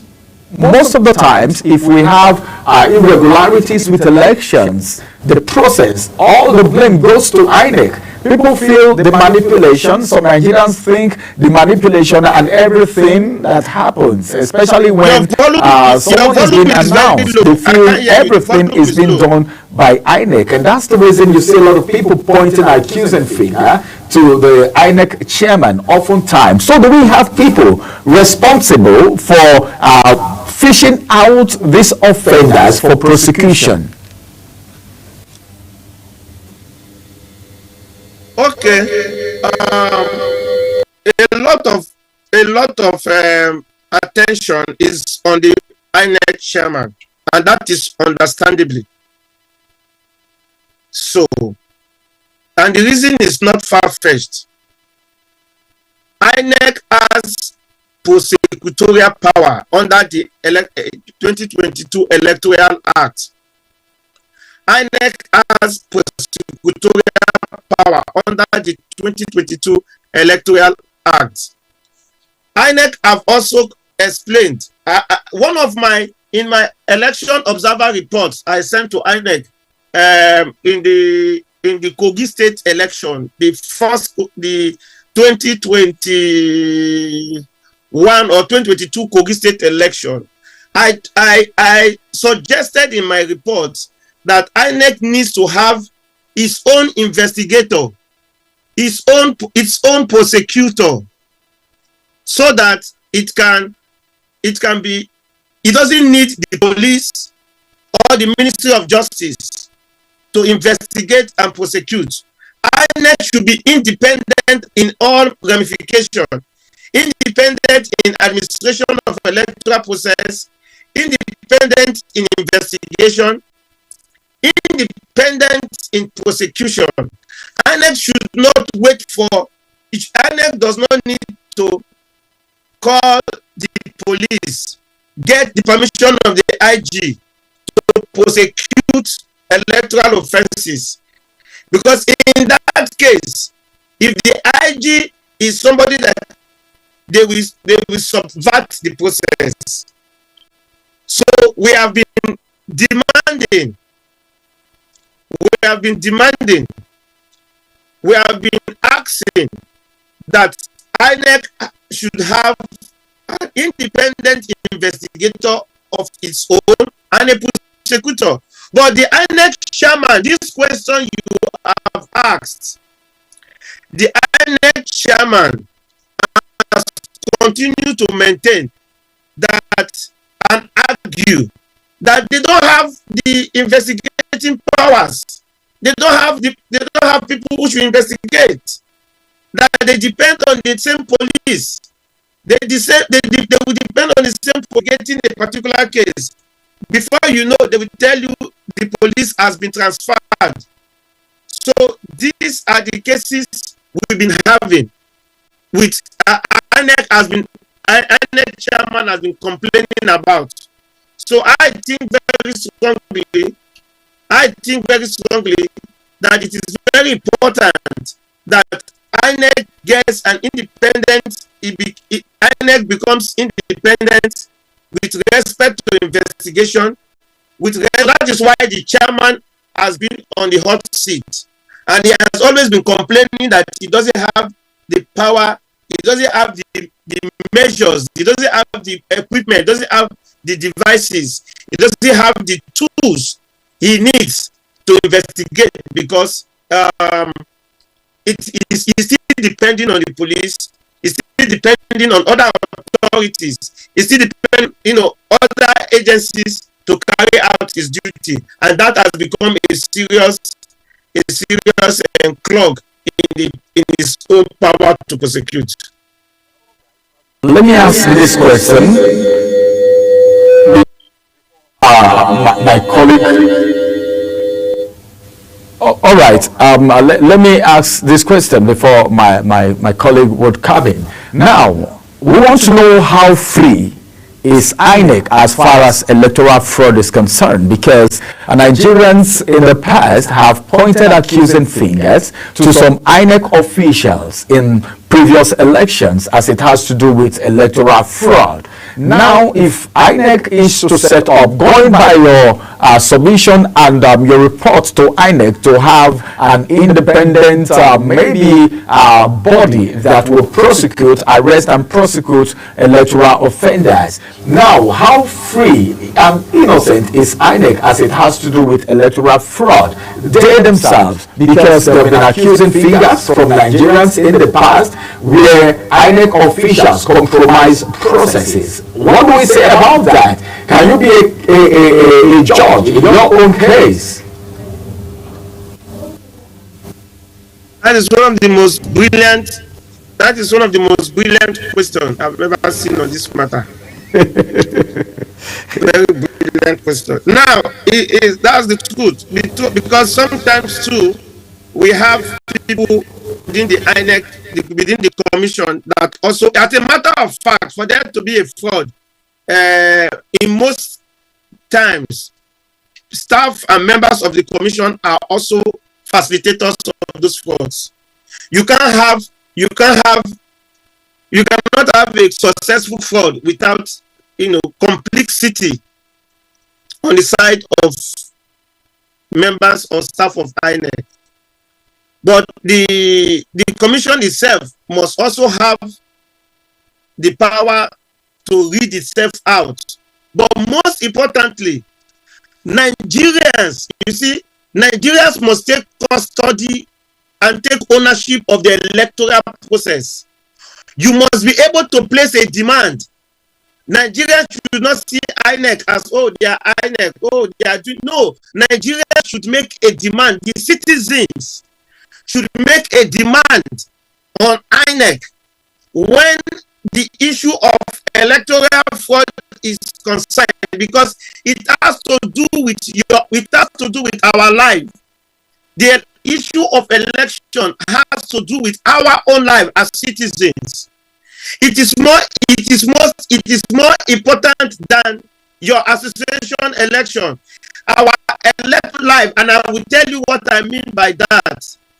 If you elect through the process a bad leader, a bad governor, the governor will steal the money you use to build hospitals. The governor will steal the money you will use to build roads. The governor will steal the money you will use to build schools. He will put it in his pocket. Then, when the citizens need good health, they will not get it. Then, when the citizens want to go to school, they will not get it. Then, when the citizens want to access good quality healthcare, they will not get it because it is in the pocket of a politicians. And that is why the citizens had. You report, you are vigilant. External vigilance, they say,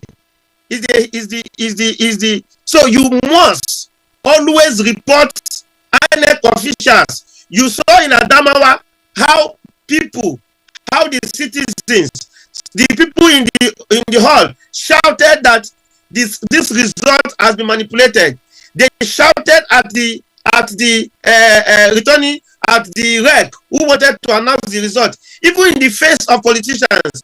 So even in the face of the police and the security agency, they were shouting that the rec does not have the power to announce that result in Adamawa State. They stood, they withheld that act of sabotage. So the citizens must always take charge of the process. The citizens must interrogate the acts of our public officers. That is the way to also check INEC. The citizens must take ownership of the process.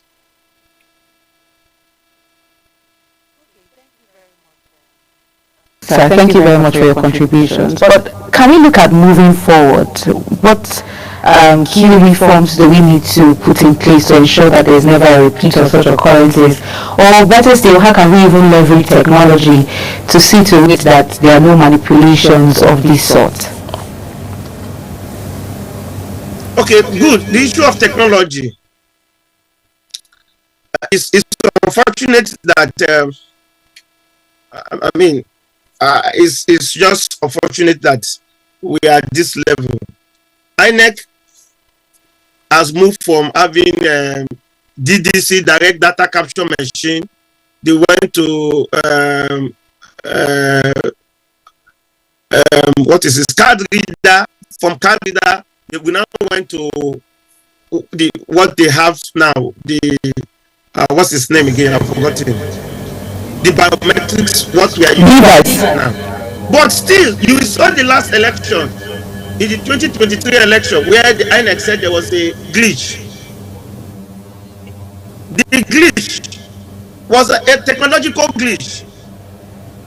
And so even when we were even comforted that INEC has made an advancement by improvement and introduction of technology, we saw that the complaint, according to the professor, was that there was a technological glitch.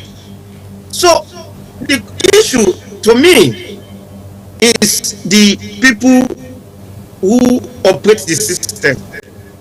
The issue to me is how sincere are the people who operate the system. I mean, if we are seeing even today how people are saying the result you have in the card in the machine is different from even in the IREV. INEC introduced IREV. The result we are seeing in the IREV is different from what you are having, what the returning officer is announcing. The result you have in the IREV is different from what the returning officer is collating. So, the returning officer chooses to give the result, announce the result based on what he has with him, without looking at what it has in the IREV, which is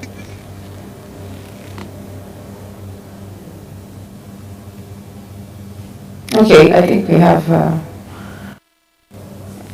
sort of a network glitch there, but he was making very salient points. We're talking about leveraging technology now to better ease electoral processes and all that. But over time, we've seen that these technologies have proven to even, to an extent, complicate things, because we hear about the technologies as the various modes of voting that we had and all of that. We're having issues, failing to upload and all of that. So I think the question now should be the integrity of the people who INEC particularly, and other stakeholders involving elections in Nigeria. He was making very salient points there before we lost connections with him, but we hope that we get to reconnect with him. Of course. I think the issue of technology is very important, and it's so should I say unfortunate, because all the technologies that have been introduced in the past by the INEC or the electoral regulatory body has not worked to satisfaction before. At the end of the day, you hear one complaint or the other. Either you hear of a failure or you hear of an internet glitch. There is always a glitch. So when is Nigeria really going to get technologically inclined? When is the ICT, the system, the digital appliances that we have, when is it going to work optimally? That's the question. Because I could remember, not here, I've interviewed a key official of INEC before the 2023 elections, and he said so many, was it 2023 or 2015 election, and he said so many beautiful things about the technology that is going to be used, how they spent money, how they trained people, how experts are involved, but still yet it failed. So this money is being spent. A whole amount of money is being spent, to train people, to get these equipments to Nigeria and everything, maintenance, and it never worked. I don't know when it's really going to work, and that's part of the reason some persons suspect INEC. Alright, some Nigerians suspect INEC, alleging that some of the manipulations or the electoral fraud comes from within.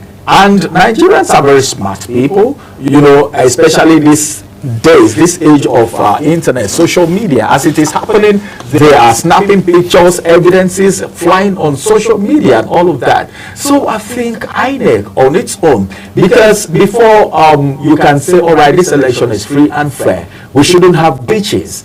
If these technologies are not being tested, because we're told, okay, it has been tested in Ondo, it has been tested in this place, and now we can use it for the national election, and it still failed. For how long are we going to continue to have these glitches? I don't know if Barrister Victor is back. Yes, I'm back. I'm here. All right, go ahead, sir. Can you come again with your question? I didn't get it, please. There was a glitch. There was also a glitch before you were talking, so I didn't get what you said. No, we're just talking about how we can leverage technology, and then I think you mentioned a bit earlier, we're talking with Ramsey about key reforms that we need to look at moving forward in terms of elections in Nigeria. Okay, thank you very much. The key reform we need is, one, we need to amend that provision of the Constitution that makes the president to be the appointer of the chairman of INEC. The Constitution should be amendment to make INEC independent. And what do you mean? Or INEC should be appointed by, INEC should have a process where the appointment of the officers there their officers, when there's an election, the officers that is in charge are elected. They come and conduct the election. After the election, they leave. But what is key is that let it not be the politicians that will appoint the commissioners in INEC. Because as a matter of fact, I think it is the principle of allowing the president of the country to appoint INEC and send it to National Assembly for screening and approval. It's in itself, under the Nigeria setting, undemocratical, unfair, overreaching, and disadvantageous. Because if, for example, you have a case of a ruling party in both a party who wins the election and the party controls the National Assembly, and I am the president, and my party is called Igu Party, and I'm the president of Nigeria, and my party, Igu Party, wins the election, and in the National Assembly, I have dominance in the National Assembly. When I appoint you as the INEC, as to be my INEC chairman, because you are my friend, because I know I will go for second time in office, and I know that you will assist me to win the election. All I need to do is to appoint you and tell my friends, my party members in National Assembly, to approve you. And that goes. So it means that I have given, the Constitution has given an undue advantage to the incumbent, to the party in power. And so that is why you see that there is a rat race. There is it's not a race. There is a war of who becomes president in Nigeria. It's a war fight. People go, it's a war zone. People go to fight to make sure that they get into power. It is not an election. It is a fight. It is a war. Because when you get there, you control all the process. You choose, you determine who becomes head of anything to your advantage. So the normal reform, the best reform that can be made, is the reform that we see that the appointment of the INEC chairman has nothing to do with the political party or the politician. To me, then the issue of technology can come in after, talking about electronic voting and all of that. But what is key is that those who run the Electoral Commission should not be appointed by politicians. That is the best reform that we can have. Well, many thanks for your contributions and your perspective to this matter, Barrister Victor Giwa. We sincerely appreciate your time with us on the program. Thank you so much. Thank you so much. And we hope that you grace our platform again with your perspective. Thank you, thank you, thank you. All right, have a beautiful day ahead. Thank you very much. Thank you for having me. Thank you. Well, that's where we'll draw the curtains on this conversation. Now we'll take a quick break, and when we return, our second conversation begins. Please stay with us. We'll be right back.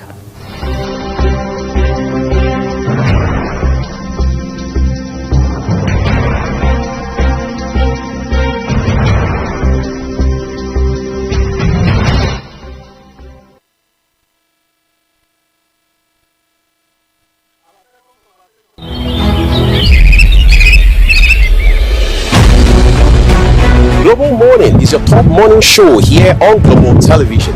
We bring you fresh news updates daily while delving into a variety of current affairs and topics.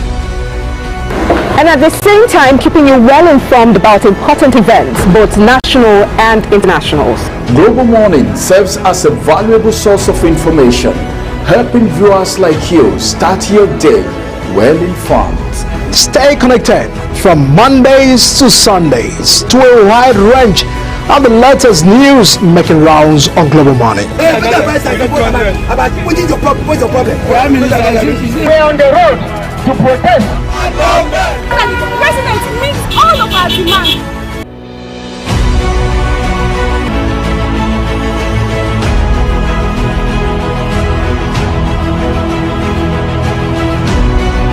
This is Global Money.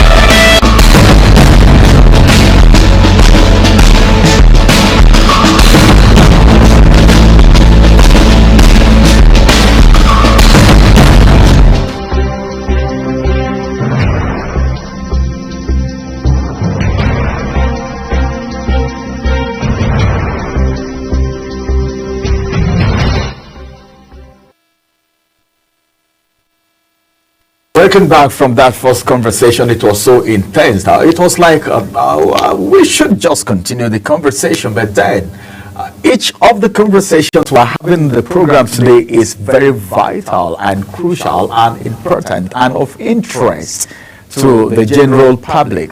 Now, let's get to United States in a bit. Have you heard that U.S. is making a proposal to take over Gaza and relocate Gaza? The fight and the war at the Middle East seems not to be over yet, taking another turn altogether. And for the fact that Saudi Arabia has also said, well, there is no going back. And Donald Trump has also made his proposal. That's going to be the second conversation today. And we have someone who is going to be joining us, the Director of Programs. All right, Clean Foundation is going to be joining us on the program today as we talk about this very important topic. And in case you don't know, just know that this conversation is going to be very intensive because of what is happening right now at the Middle East, and just 2 weeks plus after the inauguration of Donald Trump, there is a lot of reactions coming ready. And joining us to talk about Gaza takeover, Trump's proposal in perspective, we have the director of programs, Clean Foundation, Salahuddin Hashim is joining us today. He's an expert. It's good to have you join us on the discussion this morning. Good morning, and thank you very much for having me. Well, straight up, let's just go to the conversation. Gaza takeover, Trump's proposal. The proposal coming from Trump. What do you think about this proposal? The first time you heard about it, what was the first thing that came to your mind? Well, I think first of all, it is very important to review the UN protocols on sovereignty because again, there are already ongoing discussion that borders around two-state solution between Israel and the Palestinian living in Gaza. But again, the twist of US pronouncement is something that also comes with plenty of concern. One is the fact that it perhaps also provides an endorsement of ethnic cleansing of the Palestinians living in Gaza. There are over 1.8 million people living on the Gaza Strip.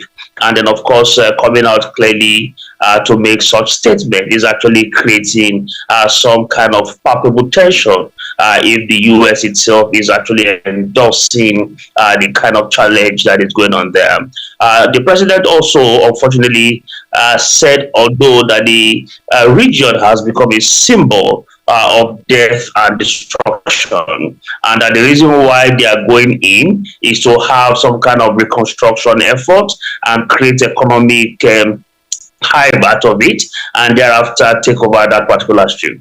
And this comes with a lot of concerns as to whether or not the US has that particular capability to do so. And of course, again, if it is actually legal within the UN protocol for that to happen. You'll recall that this is not the only statement that Trump had made since he returned. One, he had mentioned the issue of the Panama, and then, of course, trying to also say that it will also now be known. Also made a statement about a particular canal somewhere in Europe where gay responses had come. And this, for me, is actually the a contribution to the overall challenges that Trump had brought with his presidency.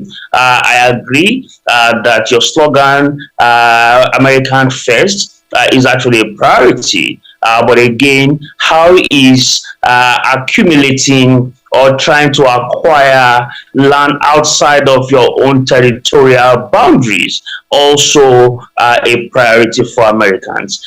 It is very important to have this sort of balancing because I believe it will go a very long way to share some opinion in terms of how this will play out in the next few months. But some of the challenges that might likely come might be, again, a regrouping of the Arab allies, again finding a way to resist that takeover. Would that create some kind of return of some kind of guerrilla warfare in the Middle East? I think these are some possibilities that might come. But the question is, was Trump able to process that particular statement before he made it? I think, again, that is a negative. Unfortunately, when you make policy pronouncements without having technical depth into the consequences this might have, opportunities are there that you might just be creating a reaction in a region that might also affect other people's lives. I think this is something that requires a more deeper conversation. And then, of course, the UN also needs to start interrogating whether or not the US has the right to do so. But I think in the coming days, we'll be hearing how this will be unfolding and the kind of challenges and the potential gap and threats that this might have on the region. Thank you very much. With the lingering trouble at the Middle East all this while, before the emergence or the arrival of Donald Trump, there has been a lot of trouble. Some persons have tried to intervene. The Palestinians said they are ready for peace. Israelis said they are ready for peace, and all of that. In the past, we hear all these things via platforms. Now, apart from takeover, on assumption of office, because the world was actually looking forward to what Donald Trump was going to do on assumption of office after the inauguration as the president of the United States of America, particularly the crisis at the Middle East. Do you think, apart from the takeover proposal, there is something better that you think as an individual that Donald Trump would have done or should have done to at least stop the crisis at the Middle East? Yeah, I mean, I think one of the takeover sentiments also had been alluded to his son-in-law, Jared, when he mentioned that the region is actually very valuable waterfront property. It tells very clearly again that in recent times his consistent acknowledgement of some of those strategic family members who brought him to power and their interest in specific region, and some of his policy pronouncements suggest that he's actually using that to design the approach. But again, whether or not that is correct, we'll get to find out as time progresses. But again, what are the things that I believe Trump should have done differently? Yes, some of the initial body language, as it is always called, was how he quickly made some very stern pronouncement as to the release and the cessation of fire, and that everybody should actually sheath their sword and all prisoners and hostages should be released. That for me was the first kind of posture that you will find from a president that indeed suggests that Biden wasn't very assertive in his own initial position. And then, of course, he had claimed that, well, he actually brokered the truce. I mean, you can't take that fact away, but the fact is that it is actually a contribution to an existing and ongoing conversation from different stakeholders. For instance, even in Qatar, there had been some kind of peace talks and treaties that were also in the build-up before that Trump's pronouncement actually came. But one thing that I thought would have happened was, one, that Trump would have actually initially encouraged the Arab League to actually first of all convene some sort of peace summit. Perhaps this might be some kind of initial steps to design and agree on how peace in the Middle East can be sustained. Yes, it is actually traditional and it is gone beyond human history that the conflict in the region has defied every peace prescription. But I think, again, it is a potential that might happen.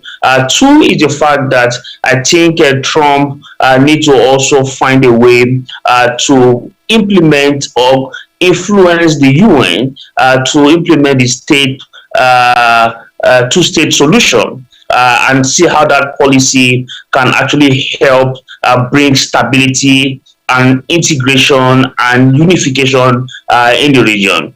Yes, everybody has got allies. And of course, Israel is an ally to the United States and to the NATO nations. But again, trying to use that as a way of forcing a one-sided approach, I don't think would work. One of the things that might work is to find a way to influence that two-state two-state policy approach to solve the lingering problem. But unfortunately, again, Trump, in his usual very frugal approach, had yesterday withdrawn from the UN Rights Council, and what does that also suggest? It tells very clearly that he will also be losing some sort of ability to influence. And then, of course, would that therefore mean that he can decide to take over Gaza, defining the UN position, and then of course using the posture, and then of course because nobody would be able to confront it, and then of course it becomes an official position that goes forward. That for me are some of the things that might be unfolding in the next couple of weeks. And again, is about the issue of economic integrations and how some level of expansion into the ideals in the region and the Middle East should be happening in the next couple of, because again there is some deficit in terms of correlations and the understanding of foreign policy and international relations. The globe goes beyond the Middle East. And the Middle East and the nations there must understand that for a country to expand and thrive economically, you must learn the art of collaboration,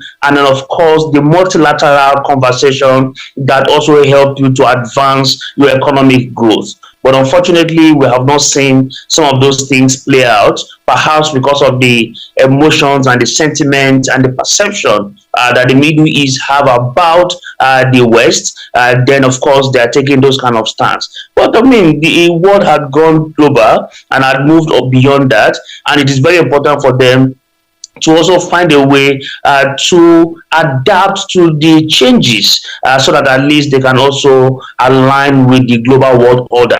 The global world order does not in any way suggest that anyone be left behind.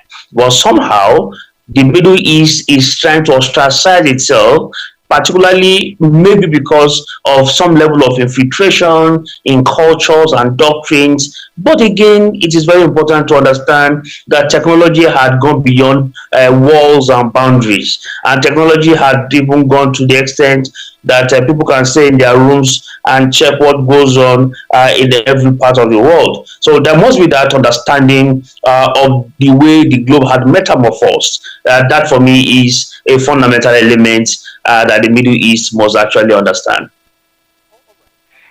Look at this, because normally there are interference, because everybody have different perspective to whatever the United States of America is doing right now, especially this move for proposal.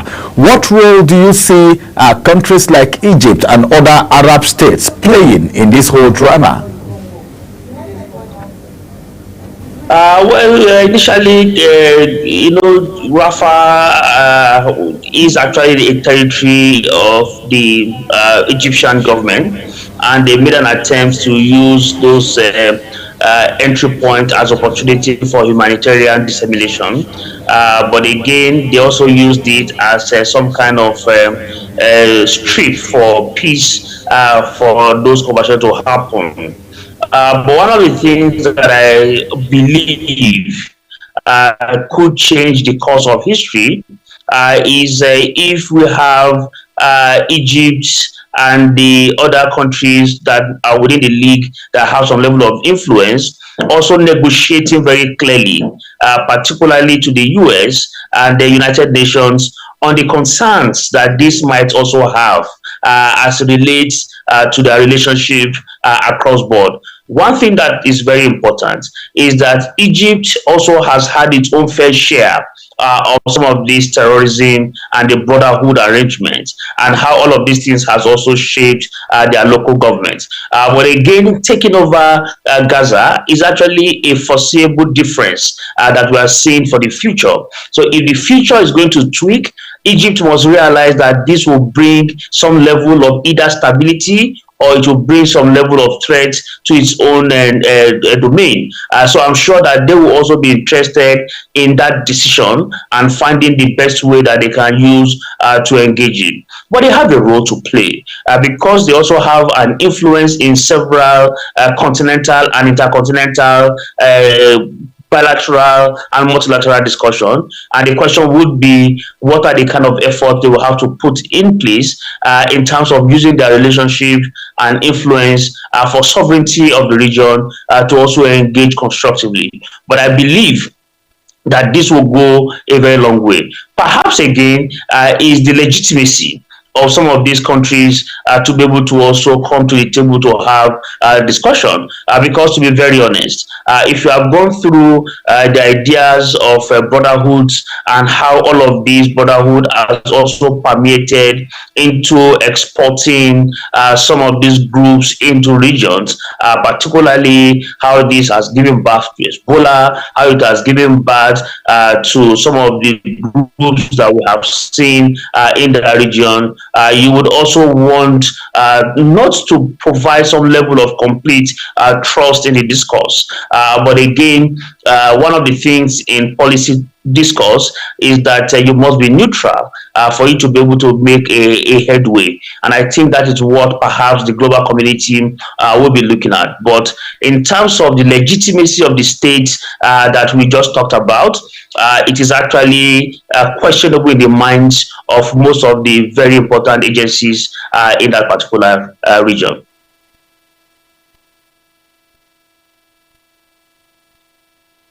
Potential consequences of, the potential consequences of Trump's proposal, and how that might affect that region, affect the relationship between the Israeli and Palestinians.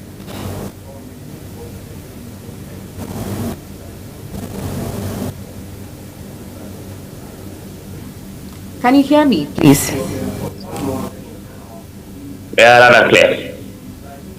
Okay, I was asking that can we look at the potential consequences of this proposal and then how that might affect the relationship between both countries? Yeah, I think the Saudi government already issued a statement. The Saudi government already expressed their rejection of that particular space, and that is the first concern. And this is so because Saudi Arabia is actually a strong ally of the US. And of course, they want to further establish relationship. It therefore means that if this goes on, that relationship might be lost, and that might mean some kind of element. And it therefore means that if we give an opportunity for Saudi Arabia to begin to support local terrorism, it therefore cannot be good for the entire globe. Now, this is actually what might play out in the next few weeks or months. That there will be some level of a spatial rapporteur who will begin to go around to be able to ensure that we rethink outside the box with fresh ideas on how to be able to show willingness to puncture conventional thinking, because there's already a conventional thinking that the US can get whatever he wants, and that must actually change.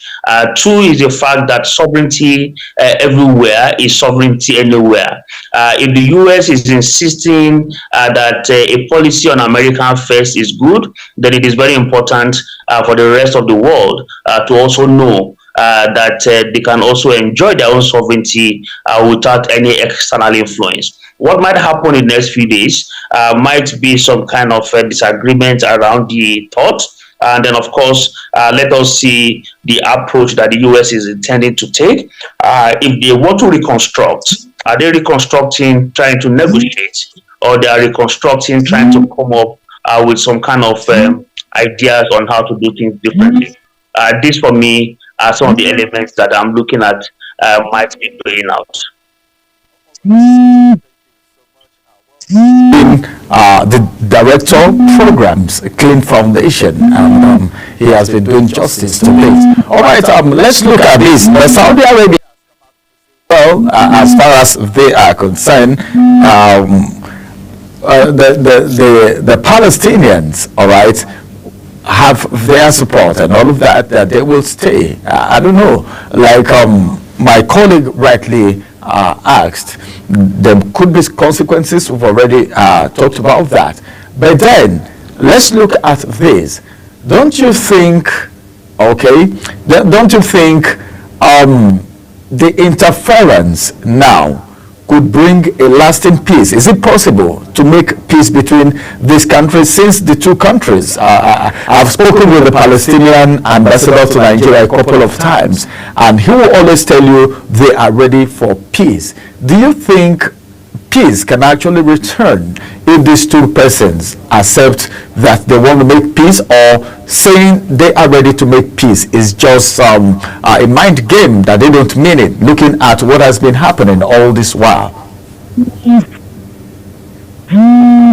Yeah, the biggest is actually the interest of the arbiter. There is an arbiter now who is also demonstrating interest in the region, and I think that in itself is where the problem truly lies. So it is very important to create some level of connection between what the arbiter wants and what is originally the fundamental issue on the ground. That for me is the best way to begin to approach this issue. Two is that peace is relative. Opportunities are there that peace in the region might take a while, and it might also mean that it will come in different dimensions. So what are the dimensions that we want to put on the table to be able to institutionalize peace? Three is that the person who wants to come as an arbiter is already biased and also has an interest in the region. And the question for me might be, how do we deal with that part of it? Because it's actually going to be a little bit of a problem if we have an individual who is interested and also want to broker peace. So it means that there is really no peace conversation that needs or require any form of institutionalization. And maybe again, it is about how we create an envoy. And who will be that envoy? It must be an arbiter who is able to gain the respect of everybody who is on the table.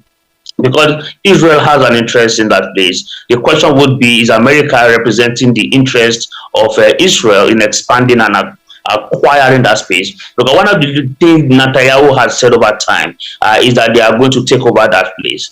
And the US now is saying they want to take over. So the question is Trump trying to advance Netanyahu's interest indirectly, or is it that he has his own personal interest, or that is going to satisfy some other interest, or that he's actually doing it in the interest of peace? But I tell you, whatever way and however we want to look at it, peace will not return with Trump's interest in that place, because again, it will clearly mean that he's actually supporting the expansion of Israel in that particular region, which I actually think might threaten the peace agreement and the accord that is currently ongoing. So there's a need to reevaluate the thinking around the entire situation in the region, find an envoy who is respected by all sides, who can broker truths, who can understand what each party wants, and of course, for me, that would be the best way to approach it.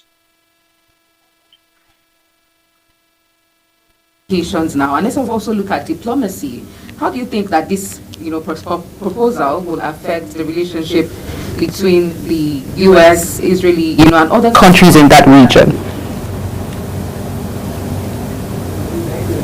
Yeah, I mean, I think that is a fundamental issue that we need to really.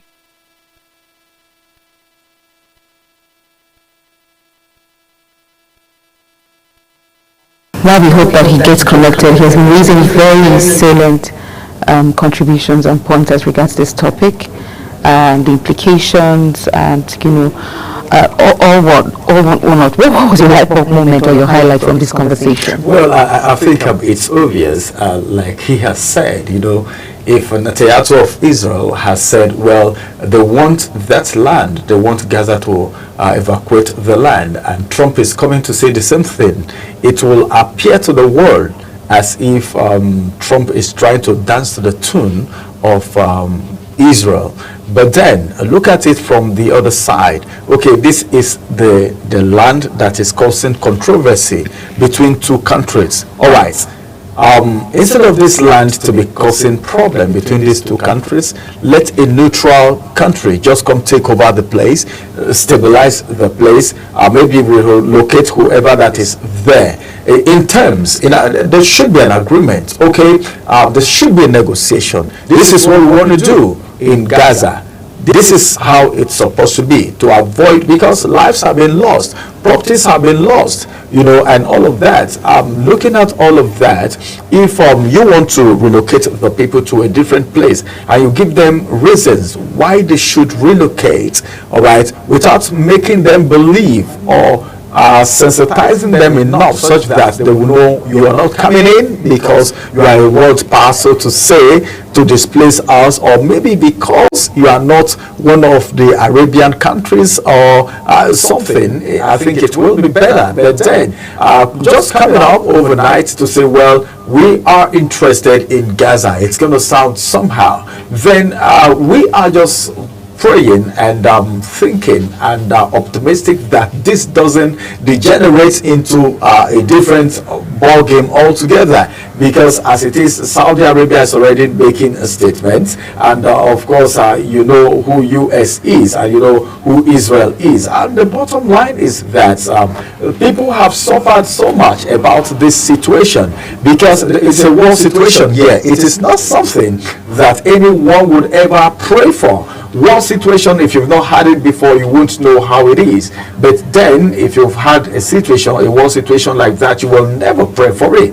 It is not good. So the bottom line is, how do peace return? Who is that actor? Who is that person that is going to make sure there is peace, there is ceasefire between these two countries? I don't know if we have Mr. Hashim joined us already. Are you there? All right, as it is right now, let's go on a quick break. After this break, when we return, we'll see how we can bring Global Morning to a close. But then let's see if we can have, just because of a technical issue, it's been a very wonderful conversation. Let's see what happens after this break, if we can have him back. Stay with us.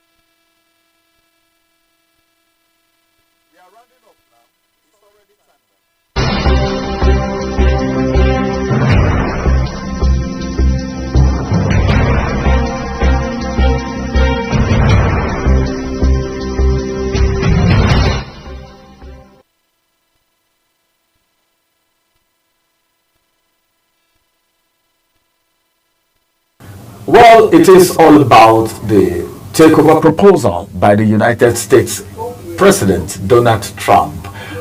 Just barely 2 weeks or more after the inauguration of the United States President, there are so many happening apart from the immigration policy, the issue of Gaza. Well, there was some form of speculation about a ceasefire, all right, before the inauguration of Donald Trump. So Nigerians and people around the world were thinking there will be a ceasefire after the inauguration, but then the whole thing is taking a different turn altogether. What is going to be happening at the Middle East in the nearest days, in few days from now, few weeks from now, few months from now? Would the takeover really take place? The proposal.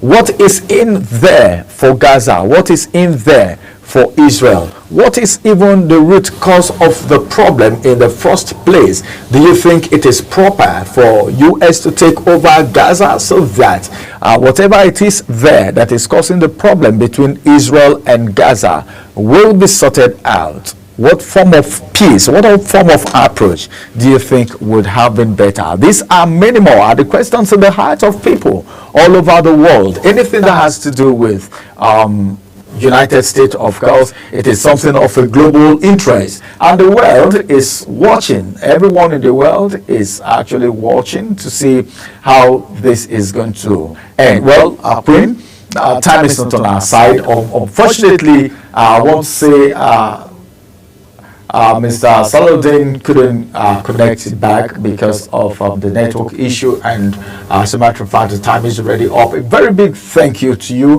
the Director of Programs, Clean Foundation, for joining us on the program today. It's been a very wonderful time having you on the program. And of course, Clean Foundation is actually a non-governmental organization, and of course they are in for public safety, security, and of course accessible justice through strategies of empirical research and legislative advocacy. Well, that's the Director of Programs, Clean Foundation. Thank you for joining us on the program. Queen? Well, this is what we call it. Well, it's been an interesting ride from the newspaper review down to the various discussions that we've had. You know, the jail term that was given to the University of Uyo Vice Chancellor. No, he's a pro. Professor, not the Vice Chancellor, please. Yeah. Disclaimer, please. Yes. And down to the discussions around Gaza and all of that. It's been an interesting conversation. Well, we hope that you join us again, same time, same station tomorrow here on Global Television for another interesting ride on Global Morning. We'll bring you the front pages of the paper and newspaper review. That's how much we can take on the program. We'll draw the curtains here. Don't forget to follow us across all social media platforms using @Global TV NG and other handles now showing on your screen. I'm Queen Agaba. From my colleague Ramsey and Okagbo, we say have a beautiful day ahead. Bye for now.